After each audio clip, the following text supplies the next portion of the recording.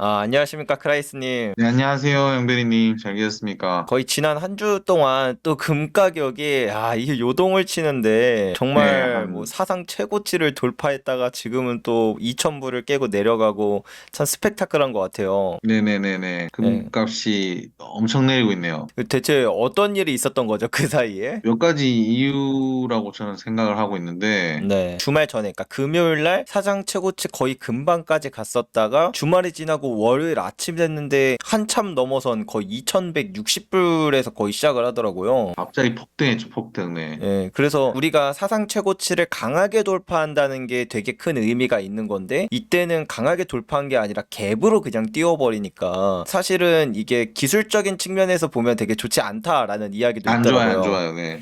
음, 네, 안 좋습니다. 갭으로 뛰어 올라가면 좋진 않아요. 아무래도 네. 차익 매물이 많이 나오죠. 네. 그러면 이때는 왜 그 갑자기 갭으로 뛰어오른 건가요? 그때, 그러니까, 홍해에서 미군함이 피격했다는 뉴스가 나왔어요. 미국 정부에서 우리 군함이 피격을 받았다. 이런 주말 얘기를 하니까 동안. 이제 전쟁이 어마어마하게 격화되는 거 아니야? 이런 생각이 나오면서 이제 미군이 참전하는 거 아니야? 그러면 이제 정말 큰일 나는 거죠. 그러면서 금값이 일시적으로 막 갑자기 확 뛰었었고, 이날 네. 아침에 제가 보고, 뭐지? 이상하다, 이상하다 생각했었거든요. 이렇게 빨리 뛸 일은 없는데, 근데 매수세가 확 몰렸는데, 이제 그 뒤로 차익 실현 매물들이 쭉 나오면서 하락 추세를 만들어 가고 있는 겁니다. 해외 커뮤니티 같은 데 보니까 거기서 이제 네네네네. 많이 나왔던 얘기가, 이스라엘 반군 이런 것 때문에 잠깐 튀어 올랐던 거라 다시 제자리로 돌아온 건 오케이, 이해한다 이거예요. 근데 그 네. 뒤에도 왜 계속 금 가격이 내려서 지금 2,000불을 뚫고 다시 밑으로 내려가고 있는가, 이거는 진짜 하나도 네네네. 이해 못하겠다, 뭐 이런 얘기들이 많았거든요. 그러면은 네네네네. 지난 그 일주일 사이 동안에 금 가격 하락의 그 원인이 되었던 요소들을 하나씩 이제 네. 짚어주시면 좋을 것 같습니다. 그러니까 내일이죠, 내일. 우리나라 시각으로 14일 4시에 FOMC인데, FOMC에서 파월이 무슨 말 할지가 이제 금 가격에 굉장히 중요한 영향을 끼치게 됩니다. 네. 결국 금이라는 거는 달러와의 대체제 관계이고, 가장 중요한 게 이제 달러의 강세와 약세를 결정짓는 건 금리이기 때문에, 그래서 현재는 그 시장의 생각은 이거죠. 미국이 더 이상 금리를 오르지 못한다. 그리고 지금 얘기 나오는 거는 내년에 곧 금리를 인하할 거야라는 기대감이 많아요. 그래서 파월이 약간의 어떤 빈틈을 보이면 내년에 빠르게 금리 인하가 될 거야라는 시각으로 시장이 확 기울 수 있습니다. 이제 그러한 기대감 때문에 금값이 계속 올라왔던 건데, 이제 최근에 페드에서 금리를 결정하는 두 가지 중요한 지표들이 이제 발표가 됐어요. 근데 네. 지금 현재 제일 중요한 건 사실은 물가. 첫 번째는 물가고 두 번째는 고용이거든요. 지난주 금요일에 고용이 발표가 됐었거든요. 그래서 지난주 금요일 날 발표된 고용 수치가 사실 금 가격이 우호적이지 않았어요. 고용 지표도 예상보다 높았지만 결정적으로 이제 실업률이 3.7%였어요. 이건 이제 숫자가 오히려 좋아져 버렸어요. 실업률이 높다는 것은 그만큼 그 직장을 잃은 사람이 많다는 뜻인데, 이게 낮아졌다는 네. 거는 오히려 그 고용 시장이 좋아지고 있다. 너무 좋은 거죠. 고용시장이 네. 3.7% 이런 건 완전 고용일 것 같은데, 네, 완전 고용입니다. 제가 볼 때는. 그리고 음. 임금이 이제 아무래도 높아지면 인플레를 자극할 수 있잖아요. 사람들이 돈이 많아지니까. 네. 그러니까 시간당 임금도 높아졌고.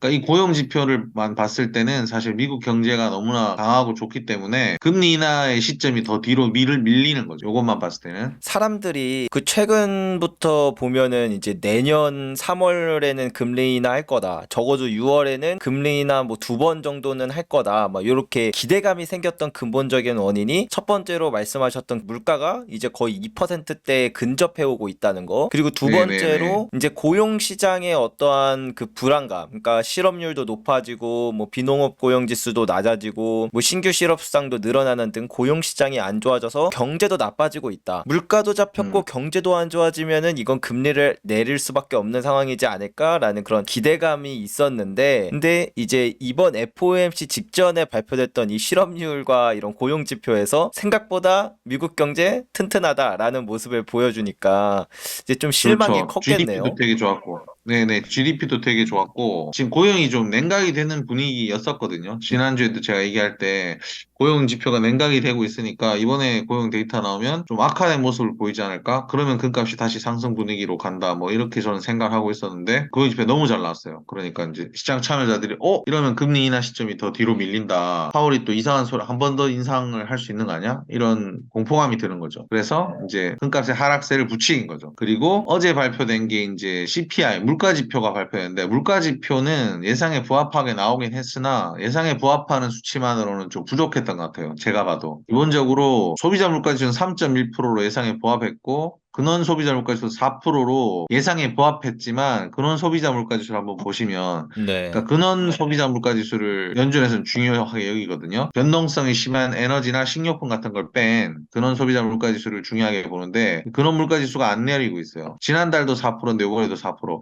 이게 조금이라도 예상은 4%였지만 조금이라도 낮게 나왔다면 그래도 계속 물가가 잡힌다라는 기대감을 주면서 다시 금값이 상승 모멘텀을 가져올 수 있었을 것 같은데 어쨌든 이게 좀 실망스러운 수치다. 이것만 봤을 때는 파월이 이런 지표들을 봤을 때 오늘 금리는 좋지 않은 이야기를 할 것 같다. 현재 시장의 생각은 그렇습니다. 그것 때문에 금값이 내렸다고 저는 보고 있어요. 그 네, 근원 소비자 물가 지수 다시 차트를 좀 보여주시면은 이게 옛날에 보면은 한 번 내릴 때마다 막 0.5%, 막 0.4% 이렇게 팍팍팍팍 내리다가 최근부터는 아예 하락세가 되게 둔화된 느낌이 나타나고 있네요. 맞아요. 6.6 이거 찍고 쭉 내려오다가 이걸 바로 스티키하다, 끈적하다라고 표현하더라고요, 미국 애들이. 네. 끈적하다고 표현하는데 이 4%대에서 잘 안 내려올 것 같은 느낌을 주는 거죠. 이건 되게 안 좋거든요. 이러면 이제 연준 입장에서는 목표치가 이제 2% 이런 거니까 금리를 한번 더 올릴 수 있는 거 아니야? 이런 생각을 할 수 있게 만드는 거죠. 저는 뭐 연준도 경제를 망치고 싶진 않으니까 경제가 붕괴되는 걸 원치는 않기 때문에 이러다가 한 번에 부러질 수 있거든요. 뭐 옛날 리먼도 그랬고 항상 그렇잖아요. 그런 게 네. 우리가 예상치 못한 측면에서 한 번에 다가오잖아요.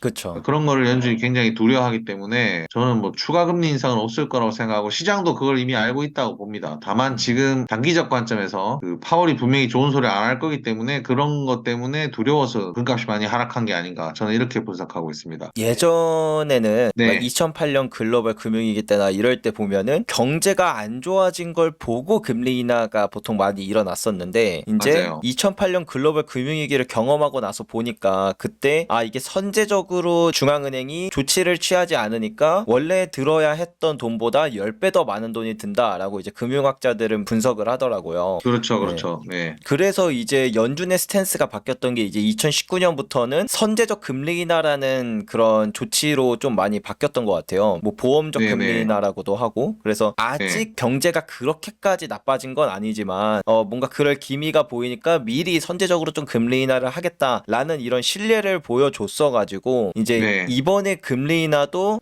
지금 이렇게 고용 지표가 살짝씩만 안 좋아지는 느낌이 나타난다면 분명히 내년 3월에는 금리 인하할 수 있겠다라는 그 기대 심리가 있었는데 고용 지표가 너무 좋게 나오니까 너무 이게 좋아요. 네.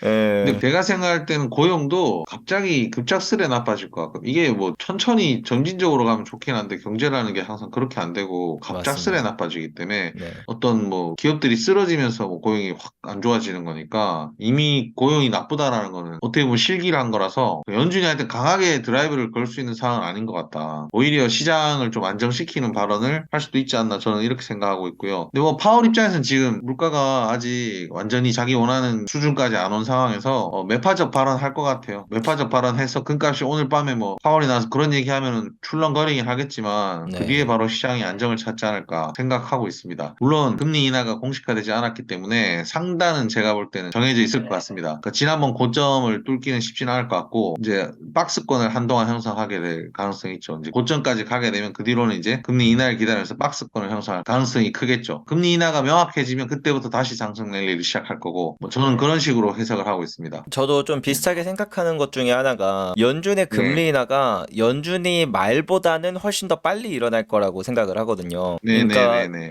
저는 아무리 생각해도 예전에 시작했던 그 2019년에 했던 선제적 금리 인하, 보험적 금리 인하를 이번에도 할 거라고 생각을 해요. 만약에 정말 네네네네. 만약에 그런 생각이 아니다. 그냥 우리는 물가 잡는 거에 진짜 뭐 폴볼거처럼 뭐 사력을 다하겠다라고 한다면 뭐 지금처럼 금리를 높게 올리는 것뿐만 아니라 오히려 경기 침체를 용인하더라도 그렇게 했어야 하거든요. 그래서 옛날에 심지어 폴볼커는 뭐 뭐지 방탄복 같은 거 입고 다니고 허리에 총도 메고 다녔다고 네, 하도 하더라고요. 뭐 네. 살해 위협을 받으니까 네. 근데 지금을 보면 보면 파월 같은 경우에는 SVB 사태가 있었을 때 만약에 그냥 물가 잡는 거에만 진짜 폴 볼커처럼 그렇게 갔다면 걔네들을 구제해주지 않았을 거라고 보거든요. 그럴 수도 있죠. 예, 네. 근데 경제가 네. 완전히 뭐 박살나는 것도 용인하겠다라는 관점을 보였다면 은행 구제 안 했겠죠. 네. 네. 근데 SVB 은행을 구제하는 뭐 걔네들이 뭐 물론 파산을 하긴 했지만 그 뒤에 연준이 했던 그 프로그램 이름이 뭐였지? 뱅크텀 펀딩 그러니까 프로그램인가? 저도 그 이름은 기억은 안 나는데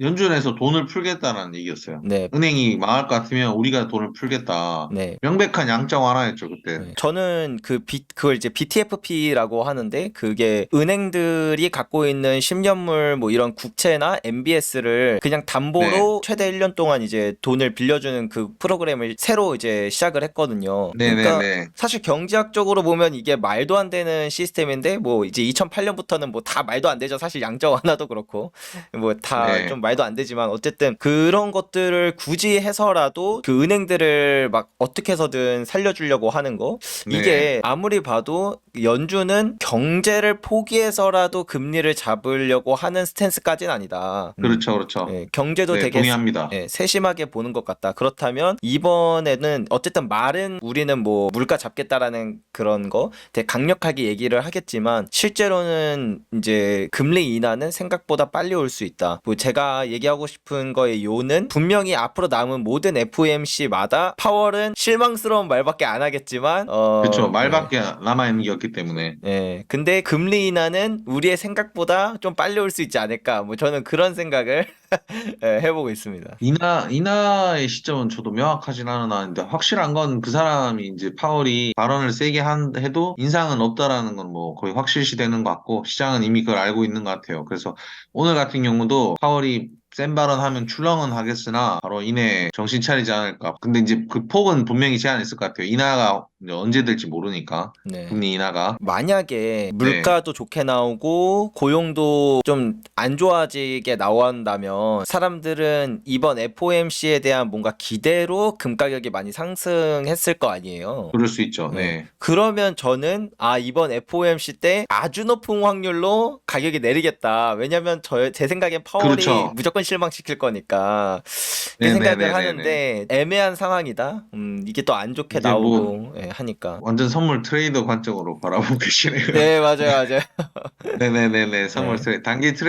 단기 트레이딩은 저도 뭐 그런 식으로 많이 보고 하니까. 지금 어쨌든 지금의 그 지표와 사람들의 생각과 그리고 금 가격이 지난 한 주 동안 많이 내렸다는 걸 생각해 보면 이미 사람들은 파월이 실망시킬 얘기를 할 거라는 걸 어느 정도 인지하고 그거에 대한 가격이 선반영됐다라고 본다면 FOMC 이후에 가격이 좀 단기간에 좀 급등하는 흐름이 나타날 가능성이 조금 더 높겠구나. 요렇게는 볼 수도 있을 것 같지 네. 않나요? 저도 뭐 그렇게 생각합니다. 그러니까 얼마나 오를지는 모르겠으나 FOMC 끝나면서는 추세가 상승으로 바뀐다라고 보는 게 좀 자연스럽다. 제가 생각할 때는. 네. 베팅을 하려면 저는 상승에 베팅을 합니다. 네. 네. 그 말씀대로 선반영이 많이 됐기 때문에 두려움이 해소되면 이제 반등을 하는 거죠. 자연스럽죠. 트레이딩 관점에서는. 네, FOMC 끝나고 과연 진짜 반등할지 저희 둘 다 네. 생각은 반등에 좀 더 가능성을 많이 두고 있는데 저는 베팅하라면 무조건 반등에 베팅합니다. 네. 기다렸다가 기다리지 않고 뭐 지금 가격 나쁘지 않네. 네. 그러면 이제 또 FOMC 이후에 한번 얘기하면 좋을 것 같습니다. 이거 화면 공유 한번 네. 꺼주시고 이제 마무리 멘트하고 하면 좋을 것 같습니다. 네.